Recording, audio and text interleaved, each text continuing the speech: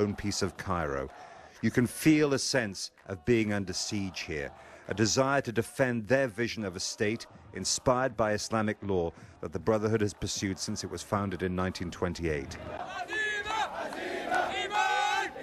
They say they want a fair election and should not lose now to street protests and arson. Cairo and all of Egypt face a critical few days. Arabs across the region are watching. It's not just about this country's future. What happens here to the army, the Muslim Brotherhood, and the Egyptian people will shape the new Middle East. Jeremy Bowen, BBC News, Cairo.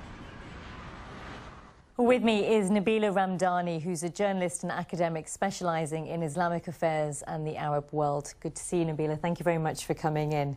Here we are again, discussing Egypt. Tahrir Square, of course, those scenes with thousands of people yet again on the streets. I mean, interesting developments today in particular with the army coming out. What was your reaction to what you heard today? Well, absolutely. You're quite right to highlight, you know, this almost this perennial theme in Egyptian politics, which is people trying to rule either by democratic means or through a dictatorship.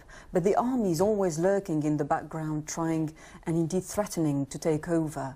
And it has made it abundantly clear when it urged the president and his government to sort out their political differences with their opponents, or indeed will take responsibility, as they phrased it, and offer their own roadmap. So there's no doubt that the military is yet again stepping in and taking advantage of the chaos to impose their own rule. It's interesting, isn't it, that word roadmap, because he's only been in the job for a year, yet the people see somewhat disgruntled. Is that naivety on their part? I mean, what is this all about when we're talking about people power or grassroots power? I mean, is it naive for them to think that change should come about so quickly?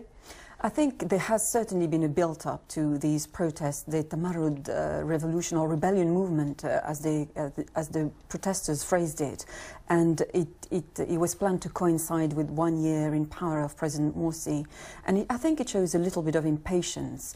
1 year on, people are impatient about the legacy of the president and indeed his inability to reform the country and put it back on its feet economically.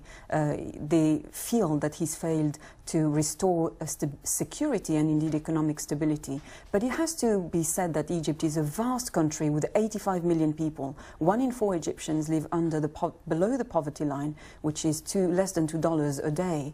It has masses of problems as far as the infrastructure is concerned.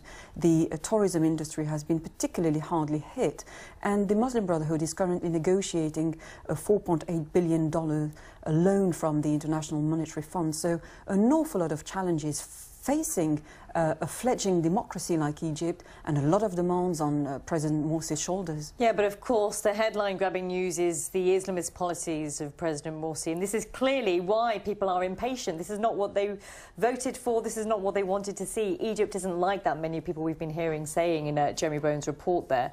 You know, this is not what they bought into. So is this the end of the days for the Muslim Brotherhood's governance there? I think what these protests also reflect is perhaps when President Morsi came in, he promised that he was going to be the president of all Egyptians. And some people feel that they have been left out, especially those who took part in the protests to get rid of former President Mubarak. And they see the situation as Morsi's inability to have brought in a national consensus and ended divisions nationally. So that's perhaps something that the president will have to work on. Yeah, we'll have to see how things pan out on Wednesday, won't we, with that ultimatum. Nabila, for now, thank you so much for being here. Nabila Ramdani there.